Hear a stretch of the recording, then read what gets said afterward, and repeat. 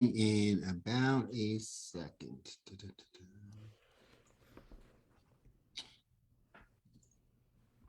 Well, hello, everybody. Welcome to Virtual Friday's Dire Literary Series. And my name is Timothy Gager. And tonight our feature, and she'll read and chat with us, is Molly Gaudry. And Molly's coming live from Stony Brook? Long Island, yeah. Yes. Oh, okay. That's awesome. So let me tell you a little bit about Molly. And when we chat, I'm looking forward to chatting with her a whole lot because there's a lot of it's totally fascinating stuff. But she's a founder of Lit Pub, the author of the verse knowledge We Take Me Apart. It's a finalist for the Asian American Literary Award and shortlisted for the PEN Osterweil. Its sequel, Desire a Haunting, is also now available. Molly holds a master's degree in fiction and poetry from the University of Cincinnati and George Mason University, respectively, and a PhD in experimental prose from the University of Utah. An assistant professor of creative writing and literature at Stony Brook University. She teaches in the BFA and MFA programs and travels between Stony Brook, Southampton, and the Manhattan campuses. So without anything else from me, let's turn it on over to Molly. So welcome. Hey, thank you so much. I see a hand up. Oh, this is this is like my okay, I wonder. The Oh, hand up's for the open mic later. got John's it. just Okay. signing up. Okay.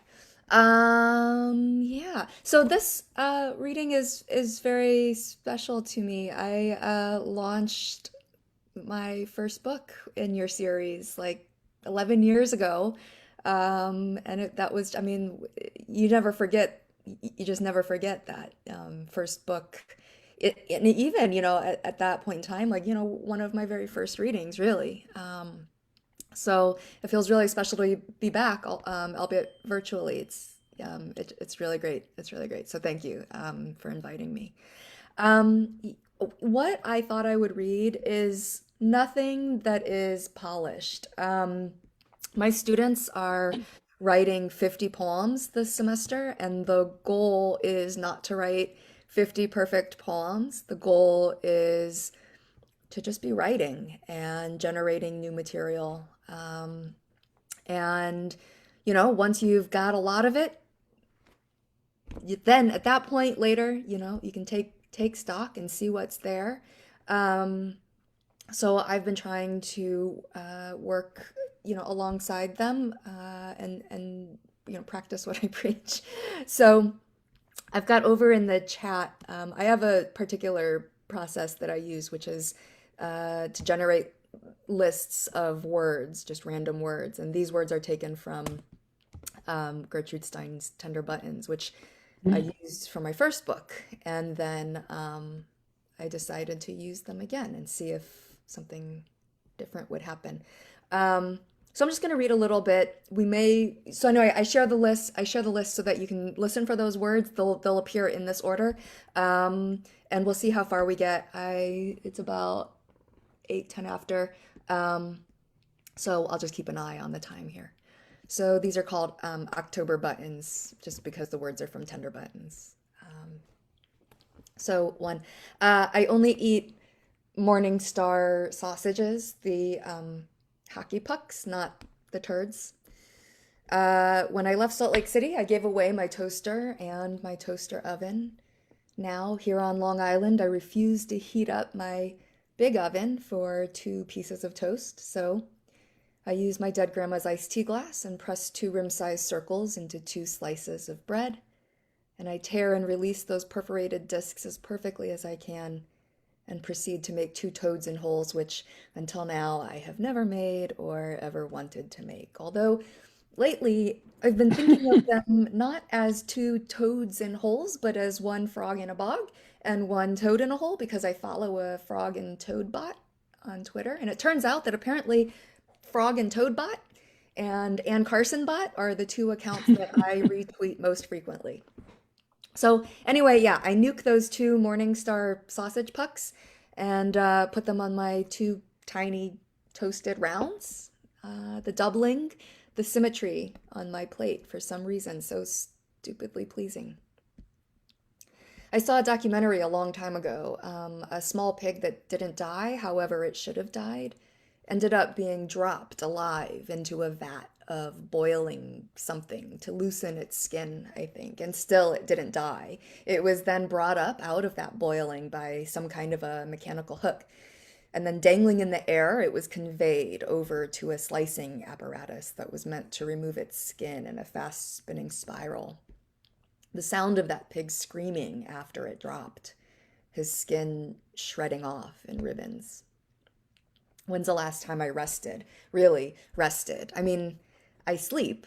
I might even sleep more than the average person due to my brain, but I mean rest. There's a difference, right?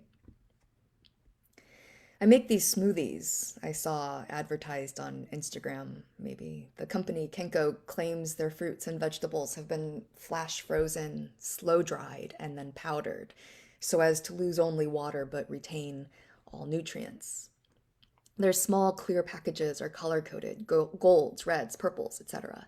I don't know why, but I still add fresh spinach, a banana, sometimes a spoonful of cottage cheese. Sometimes I fret about the waste stuck to the sides of the blender left beneath the lid. A rubber spatula proves useful, but the whole point is to make the smoothie and pour it out and hit the road for work. Dregs be damned. So I shop online for smaller blenders, but I never buy them. I can't bear the thought of giving away the big one, the one I've used for years now, when I move to whatever city I'll move to next. And or I just don't have the counter or cabinet space for another appliance right now. And or I should just use the damn spatula. Suddenly, I find I'm off my antidepressant, Wellbutrin. I was on it for 7 years in Utah. Originally, it was prescribed for seasonal affective disorder, those Utah winters, that Utah snow. My old terror of falling again, and the words of that doctor, no more concussions. You can fall on your butt, you know, and get concussed. The jolt goes straight up your spine. The darkness of October nights, fear of November coming, December, January, February, reduced visibility at night, the reality and the fear of it, compounding existing post-concussion vision limitations. I still don't know why, but when I left Salt Lake City and moved to New York and found a new doctor, I asked if I still needed to be taking Wellbutrin if I didn't live in Utah anymore, and if I wasn't terrified of slipping and falling on that Utah snow and ice.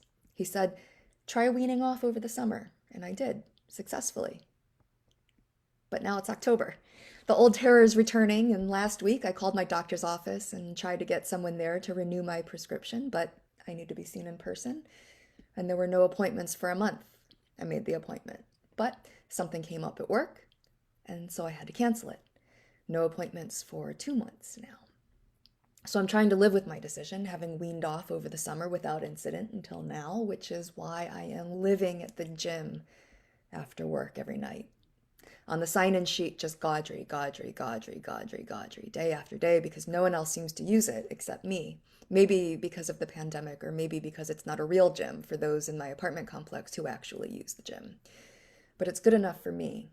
I try to make myself bigger, stronger, eat more protein, some carbs, a lot more fruits and veggies, which is how I got started with those powdered smoothies. But I'm not trying to tell you about the smoothies. I'm trying to tell you that I'm so goddamn bored and miserable that I'm writing about smoothies.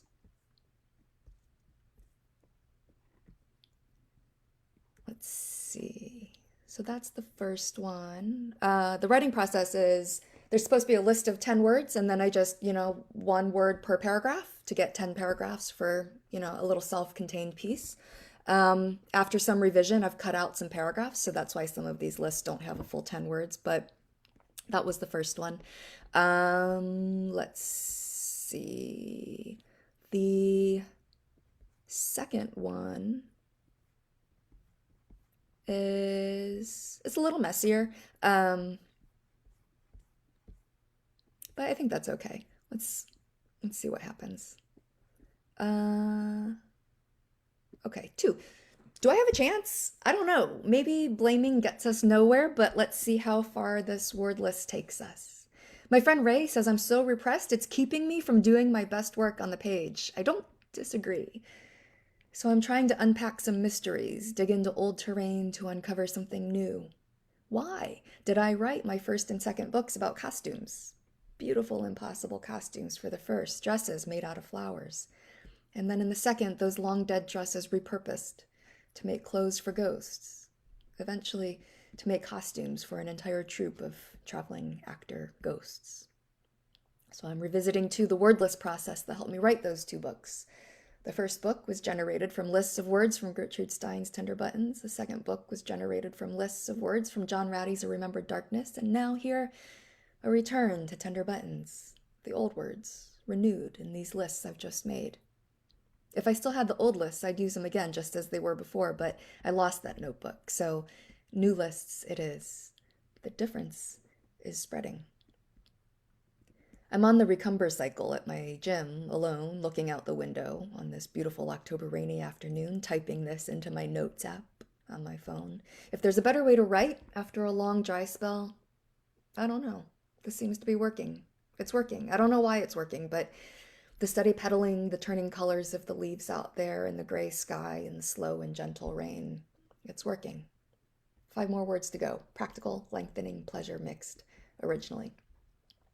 There is nothing practical about the pursuit of writing. I'm a success story by some accounts, tenure track job, 2 books behind, a 3rd and final revisions, and this perhaps the beginning of a 4th. But I'm $250,000 in student loan debt, and I was fully funded for all 3 years of my grad degrees. I just used the loans to free up time to choose writing, to choose Lit Pub, to choose 2 years of full-time rehab after brain injury, to choose which low-paying jobs and what service obligations would help me later on the far side. I'm on the far side now. The view is terrible. I can't afford this life even without the debt, $3,000 a month. Mine were not practical degrees, at least not the way I chose to acquire them. I don't regret it because I knew what I was getting into, but I would caution others. The nights are lengthening. I bought some lash serum because I have Asian eyelashes and I'm aging, and for some reason when I saw the ads repeatedly, I decided fuck it eventually, and now at night I dab some of that shit on my lash line and say my prayers. If I should die before I wake, perhaps my lashes will be long and luscious, and what a shame I died before I could enjoy them. I'm not so repressed that I deny myself dumb small pleasures, Ray. Lashes, sans magnetic liner, lashes, sans scary tweezer application, just some simple longer lashes, some simply serumed lashes. Bat, bat, bat. Happy October. I'm not dead yet. I am so repressed, though, that I called Ray sobbing about not having said goodbye to my 10-year-old Nissan that was duct taped together. I don't think you're crying about your car, Ray said. You should probably write about that, Ray said. I have mixed feelings about writing about that, though. Still, Ray's not wrong. I probably wasn't sobbing about my car. I just don't want to go there. We are going there, though. I never had a chance. These lists. Originally, these paragraphs were supposed to be proof of a daily writing practice. After a long and increasingly infuriating period of writing nothing at all, just 1 list a day, 10 words per list, 10 tiny chunks of prose per day. Such low stakes, Gaudry. No pressure to turn them into anything good. The plan was simple. Develop a daily practice in the spirit of actually just practicing one's art. Put sentences together. Like Harry Matthews' 20 lines a day. But his turned into a book called 20 lines a day. And so might not this one? 10 words a list, 1 list a day. And so we're going there now. That's it. I'll stop there. Thank you, Molly. Yeah, thanks. Wow, that was brilliant. And I like that, there was a line in there about your writing being repressed, but like when you were doing that from the list, it seemed like it was just so free, like such an association.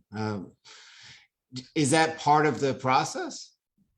I think so. I think that if I gave this list to everybody here, right, and we all had to write some nonfiction and try to make the words fit together in, some sort of messy way, I think some of our own, drama would pop up individually, same words. And so in that way, I think that this, the prompt, the constraint, really helps us get at real, true, raw material that we might not be willing to get at if we're just sitting there on our own saying, okay, today I need to write like, 2 pages. Um, these little So, words help you. Yeah. so you have a list that, this prompts about memoirs, and then you have We Take Me Apart, which has, it's a novel, but it breaks like poetry with a lot of white space. And your book that's coming out, you describe it as a memoir with a novel inside it. Can everything be experimental? Yeah, everything is experiment, right? I mean, it depends on what you want, and if and what your intention is. If you want to write a blockbuster or bestseller, then there's more of a formula for that, or steps, or a set of parameters that help satisfy readers' expectations. And if you don't want to do that, you work within a different set of parameters, right? Different rules. So you have a PhD in experimental prose. So tell me, with all of your knowledge behind that, most people don't delve so far into it. How is experimental writing or experimental fiction misunderstood? And what do you think what do people think it is? Oh my goodness. Um, what is experimental writing? Okay, so how's it misunderstood? I think, let's see. If you just say, "Oh, I write experimental fiction" or something, I think it could, it has the potential to be misunderstood in a number of different ways. Um, I'm I consider myself to be somebody who, like, I'm experimental, but I'm not that experimental. I like form, and I like forms, and I like working in forms. So, the new book, it's a memoir with a novel inside of it. Neither of those two things. I mean, the memoir is very memoir-y, and the novel is very novel-y. It just so happens that the novel's inside. And where I'm unwilling to go in my nonfiction, right? I can't write I'm not good. There are certain things that I don't want to share. So in that way, I cannot produce the kind of memoir that, I mean, let's just say would sell. I can't, I don't have a story that I can, however it might appear on the page in any of the, memoirs that are out there, out of order, achronological, whatever. There's a lot of them out there that are very experimental. In my case, I just can't deliver that. And so the novel is there to dramatize, my unwillingness. So it's like, all right, let's fictionalize, nope, different character. I don't know. I think, but in that way, I'm not that experimental. I'm working within recognizable forms. Um, there's like this rumor or the story goes around, that people share that at the University of Utah there was once a dissertation defense, and somebody handed the committee a book made out of glass and gave them a hammer. And it turned into like a 3-hour defense discussion about like how reading can be dangerous. Like if they smashed it and there were shards everywhere, what is it? If are you willing to engage in the dangers of reading? Why was it considered that the history of reading for women especially was dangerous and discouraged? Reading novels will ruin your life. Um, Censorship, etc. Right? So that's, to me, in many ways, that's, I could say that I said it in order to get the laugh. I got the laugh, and yet that was a serious project. But I think something like that has the opportunity to get misunderstood. Oh, what an experimental fiction. Yeah, you know. Um, I don't know. Like I said, I'm experimental, not that experimental. I have a difficult time defining it. Um, but I think that there is a lot of room for being misunderstood.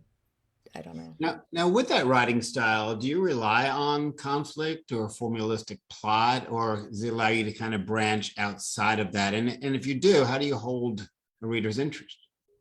Yeah. Um, yeah, that's a good, okay, so that's a really good one to tell you how holding readers' interest early in conflict. Yeah. Um,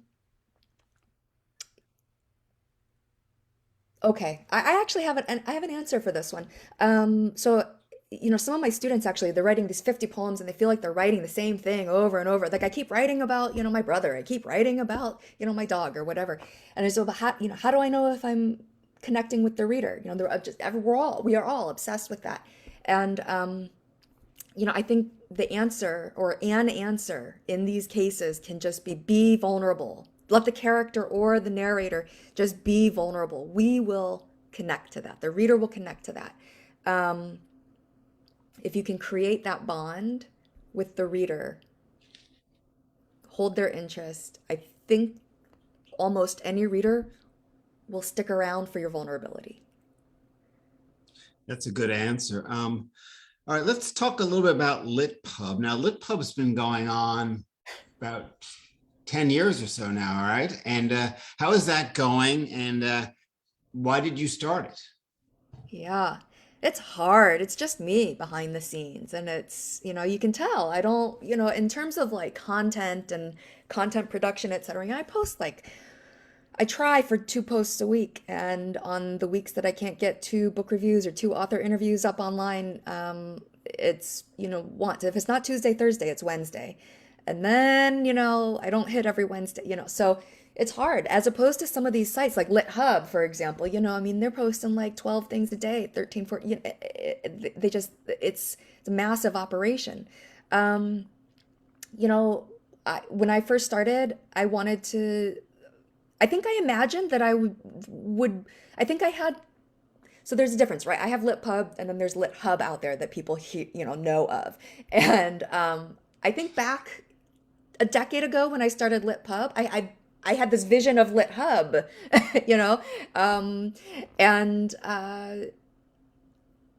all I can say is that I really appreciate the amount of work and energy and how many people are involved in that operation and all the others that have regular content from a steady stream of contributors. That's not my goal these days. I have a little website, and on that website, we post book reviews, and not even reviews, book recommendations and author interviews. We're just given a little space for people who want to like share some, I read this book. I recommend it, and it makes authors happy, publishers happy, people who want to share what they love, what they read and loved. It's just supposed to be this feel good space.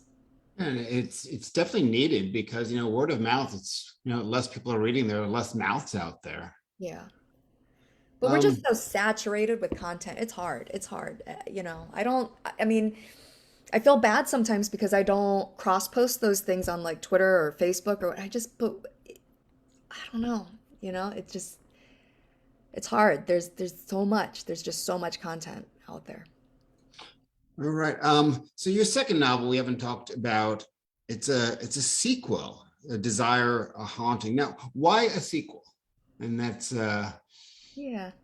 and was it easy to write a sequel, or could you just dive right into it? I don't think I knew it was a sequel until, I generated a bunch of pages and then found a voice. And then, there was at some, at different places, there was a compelling voice. And you start working with that voice. And I realized that, this is the daughter, right? And then once I committed to that idea, it was just really important that the story of the first book is, this is that narrator's version. And when I think of my first book, I think she's just a really likable narrator. But when you move into the second book and you hear her daughter's version of the same event and how it affected her life, you're like, whoa, like, not like, I mean, wow, like, way to screw up your kid. But what I like is that those two stories get to they coexist. Those experiences coexist, and one of them, really calls that other one into question.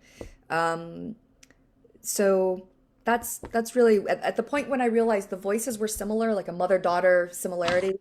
And then I wanted to revisit some of those events. That when I committed, it was about being able to allow two different people to have two versions of the same experience, and that's important to me.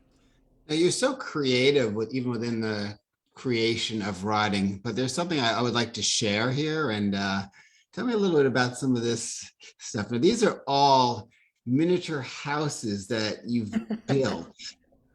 And I find this amazing because if folks here want to see the scale of this,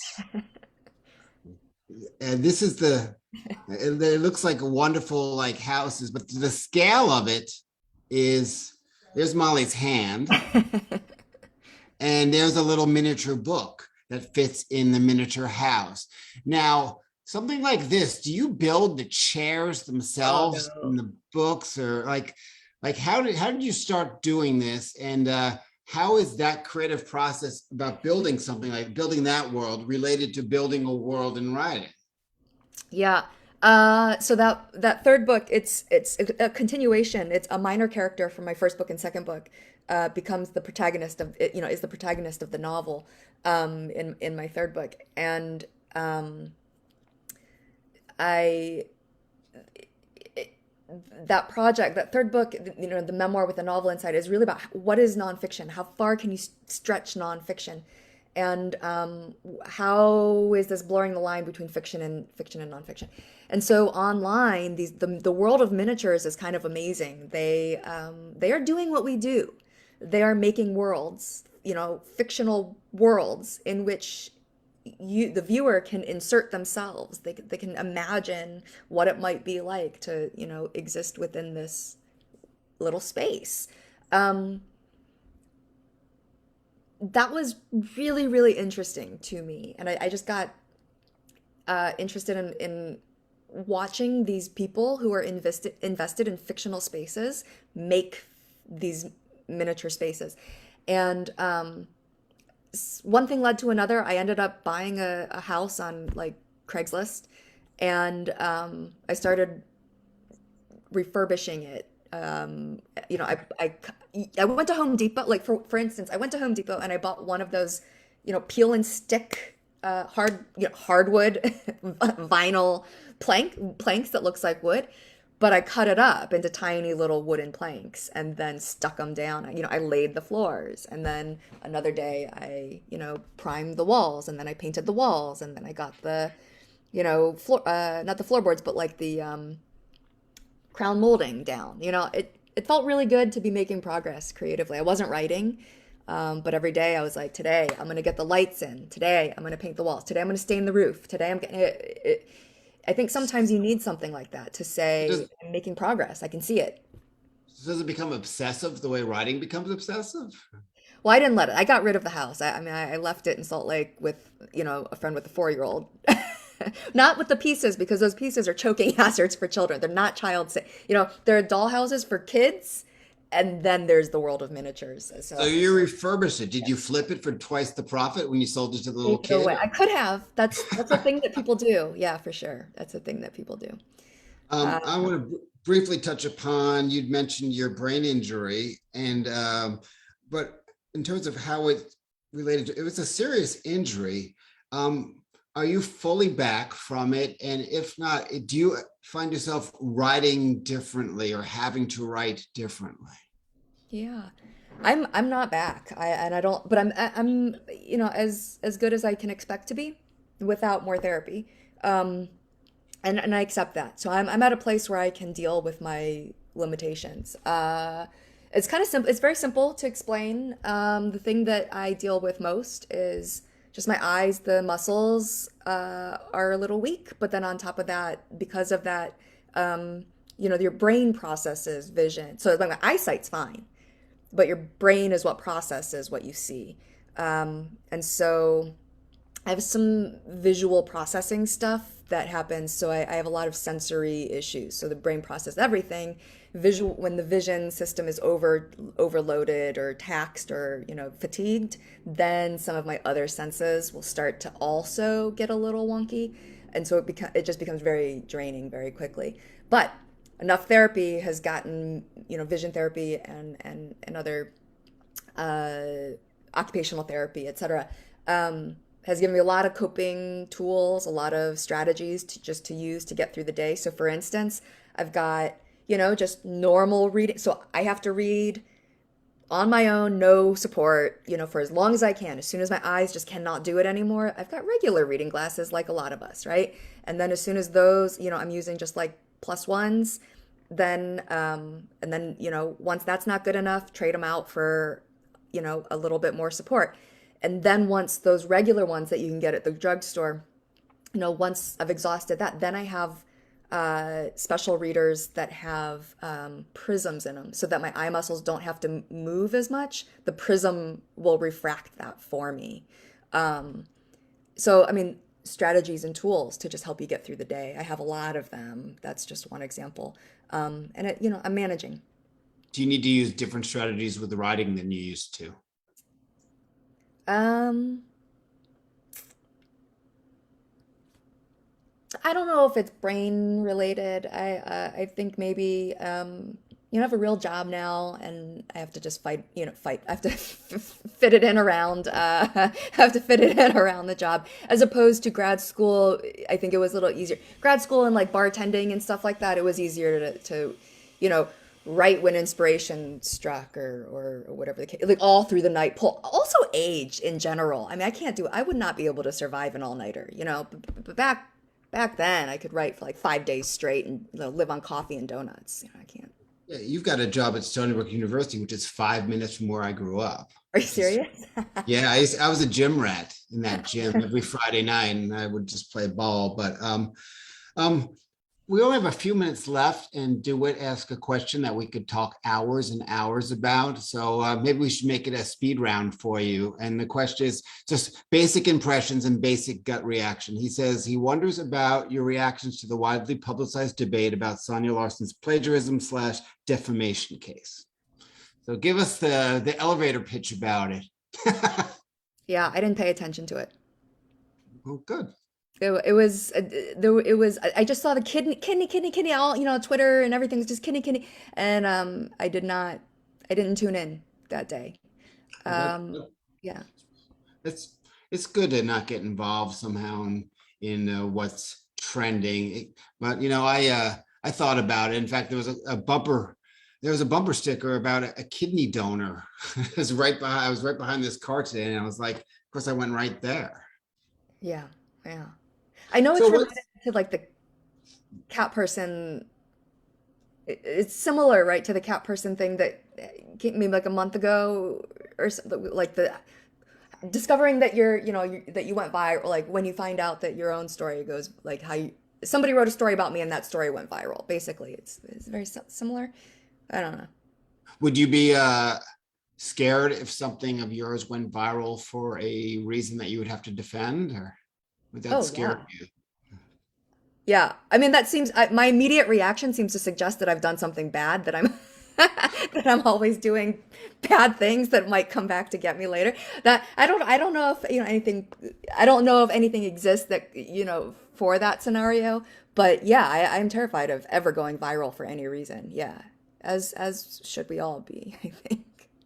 All right. Well, I want to thank you very much for appearing tonight and your reading and graciously answering the questions. Definitely check out some of Molly's books. Look for her new one coming out called Fit Into Me. And I'm sure they have that in, they'll have it everywhere that fine books are sold. So thanks very much, Molly. Yeah, of course.